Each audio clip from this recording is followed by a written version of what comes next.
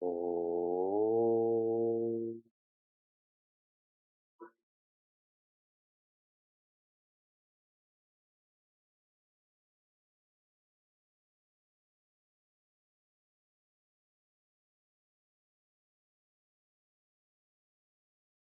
Om.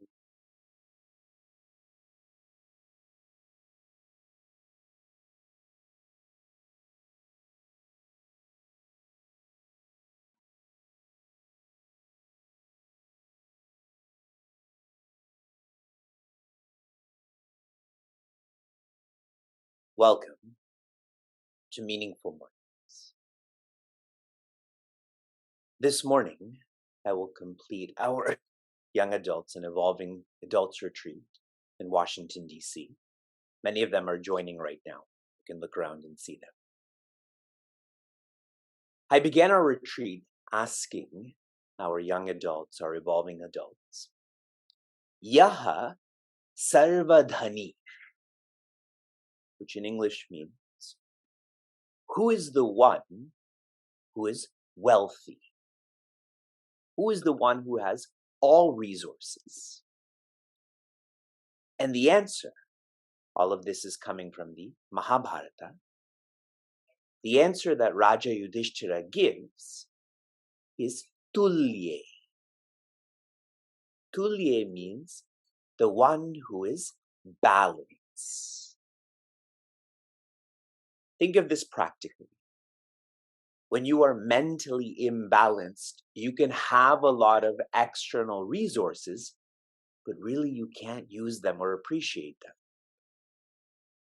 And when you do have mental balance, even if you have little externally, you're able to use that. You're able to appreciate that. Tulye. Meaningful Mornings is a culture where we are honest about the nature of living. The nature of living is to change. Using more philosophy, the nature of living is Dvaita. Dvaita's nature is to change. When we are honest about this, we learn how to live then. How to be balanced, how to be independent. Sharing more insights from our retreat. Another question that we explored was, what value is needed most for society today? What value is needed most for society today? And many shared empathy, learning, and so on. My observation is introversion. The value that society needs the most is introversion. Another question that came through our retreat is, what needs to be given up? What does society need to give up? And the answer that was shared is pride. And a sign of pride is extroversion. What does society need? Introversion. What does society not need? Extroversion. Now we've taken these terms and made them very literal. An introvert is someone who doesn't talk. An extrovert is someone who is social. When one thinks about this more, extroversion and introversion are really indicative of where you are looking for joy. An extrovert is one who is looking for joy outside of who they are. Is it possible to find joy outside of who you are? An introvert is someone who's inward looking, looking to who they are for joy. When one becomes inward looking in a steady, sincere, strong way, they go from feeling they are the gunas to feeling they are Brahma. From an individuality to infinity chapter 13 onwards of the Bhagavad Gita, is tuned into Asi, who you really are, what your Swadharma is. I've shared with all of you that after I complete Meaningful Mornings, I re-listen to the recording. And those who are newer to me and where I'm going, they really feel like I'm a self-absorbed person that I learn from myself. But I do this because it's so important to me that if I make a mistake, I'm trying to correct it. Yesterday, I made a mistake by sharing. How does one go from being an individual to being an individual? But I meant to say, how does one go from being an individual to being infinite? Okay. So in case you notice that, I'm correcting that.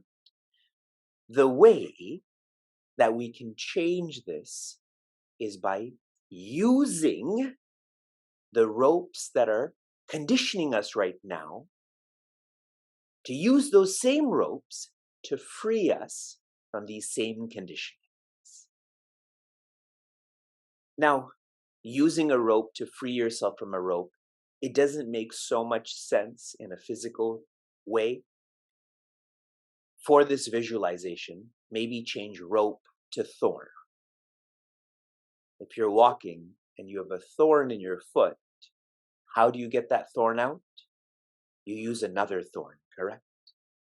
A smaller one, a subtler one. And after you take out that bigger thorn, what do you do with the smaller one? You throw it away. Correct? Use the gunas to be free of the gunas. Sri Krishna has stated almost like a table of contents what the gunas are in verse 5. Now he begins to explain these gunas more. That way we can use them to be free of them. Verse 6. Tatra sattvam nirmalatvat prakashakamanāmayam sukha sangena bhadnati jnana sangena chanagha. Joy. The table of contents was in verse 5. These are the ropes. Sattva, Raja, Tama. Tatra sattva. Now I'm explaining what sattva is. And the first orientation is nirmala. A very popular name. Mala means dirt. At a more deep level, mala means vasana. So nirmala, that which is pure. Out of all of the gunas, out of all of the conditionings, sattva is the purest.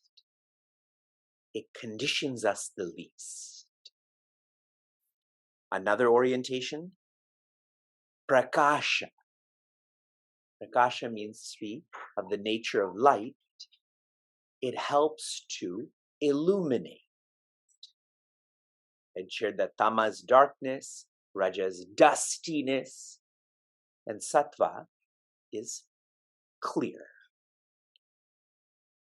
With prakasha, a way we can practice this and personalize this, prakasha is that which is reflective.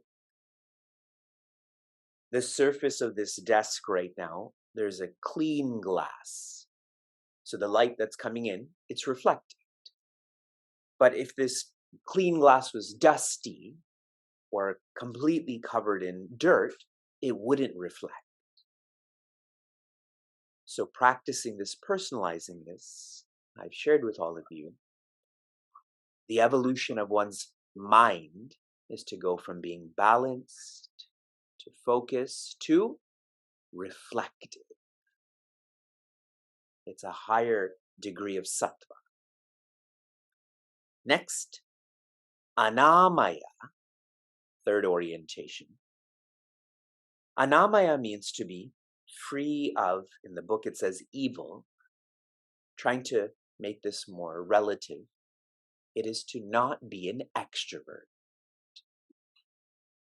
to not have extroversion. An extrovert is one who's always working towards pleasure, possession, position. That's what an extrovert does. What do they never find? Peace. This word anamaya, we all offer a prayer. Sarve bhavantu sukhinaha, sarve santu niramaya. See the connection. We always think of sarve santu niramaya. May one not be unhealthy. The body is going to become unhealthy. It's inevitable. So the more beautiful aspect of this prayer is, may all be inward looking. Next, Sukha Sangena Badnati. Shri Krishna is never careless in his teachings. Badnati means to be bound, to be conditioned. Sangena, by what? Sukha. Sattva is of the nature of sukha, and I'll explain more really soon. Here, sukha means to be introvert, to be inward looking. Okay? So anamaya, not extrovert. Sukha, to be introvert, to be inward looking for joy. But why is this associated with attachment? Why is this associated with bondage?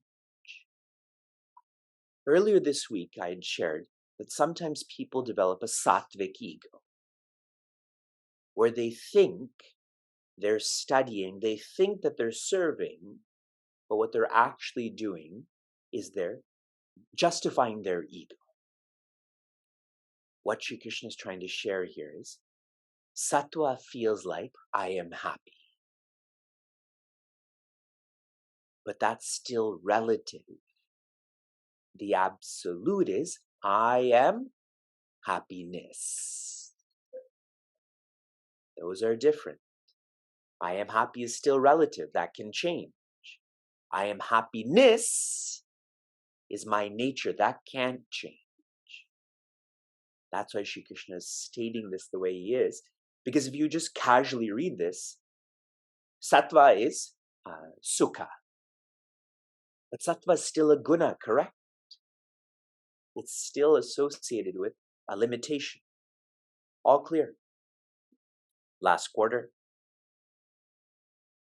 Shri Krishna calls Prince Arjuna, and I'm carefully sharing this with you, anagha. Agha means sin or guna. Anagha means you are beyond the gunas. See, he doesn't say Mahabahu. He doesn't say Arjuna. He's saying anagha. Sangena, sattva is attached to, associated with jnana. With jnana. That's the final orientation in this verse. I'll read to you what Pujya Swami Chinmayananda shared about this to help us be more clear. Consciousness, the all-pervading principle of awareness, expressed as the self in each one of us, does not directly comprehend any object or idea in the world outside. And I'll read more. I'll add a dimension here. Many think that our nature is jnana, or knowledge. But think of knowledge. Knowledge implies there's a knower and there's a known. That too is separation or dvaita. That's why our nature is not jnana, but it is chit or awareness. Because of awareness, can there be knowledge? That is more authentic, more deep. That's why Pujya Swami Chinmayananda shared that awareness doesn't know anything. There is nothing to know. There is only awareness. What we generally understand as intelligence is the eternal light of consciousness reflected in our mind-intellect equipment. That's why the word jnana is used. Awareness, when this is expressed as sattva, we do have more knowledge. Sattva reflects this knowledge, reflects this awareness better than raja and tama. One final thought. Much more will be shared in this chapter, okay? You have the table of contents. Now Shri Krishna is taking one step in each direction, and he's going to take 3 steps in each direction. He's the explainer. Knowing these orientations towards sattva, what are we supposed to do? Though this has already been stated, I'm going to give you one more reference. I believe last year, we all engaged in the challenge called the High Five Challenge. The High Five Challenge was sleep early, wake early, study early, walk early, sync, S-Y-N-C, early. That's what sattva is. If you want to live this verse, high here, high means tama's on the bottom, raja's in the middle, sattva's on top. You have to get to the top and then go beyond.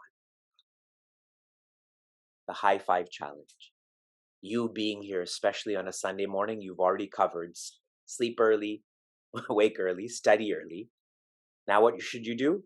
Go for a walk and really try to feel this. From inspiration to application. Your application yesterday was to feel that there is no absolute. How many of you tried this? You're too scared, correct? If there's no absolute, for any thinking person like you, that means there's no purpose then. All is relative. Why work hard? Why work smart? The way I reflected on this is there's no protection then. The relative cannot protect the relative. Only the absolute can protect the relative. I was telling some of our high school students, they were asking me how many tattoos I have. So I shared, I have one, and I shared the history of this. But I said, I'm really thinking about getting another one. And what it would say is, Tuma rakshaka kaho ko darana. Which means you are the protector. Why should I be afraid? Should we do it together? Should that be our rad that we all go and get tattoos together? Your application for this morning is, I want you to start to chart out these 3 goodness. I know you know this, but do you know this the way that Sri Krishna is explaining this? So start charting this out. Create a framework for you to make sure this is clear for you. Shanti, shanti, shanti. Be joy.